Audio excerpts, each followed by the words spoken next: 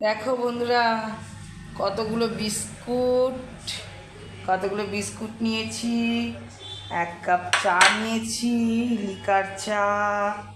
1 cup চা নিয়ে বসে গেছি খেতে। তোমরা যদি খাবে তো চলে আসো। আমি তো সকালবেলা একবার দুবার চা হয়ে গেছে, আবার এখন একটু নিয়ে বসেছি চা আর বিস্কুট।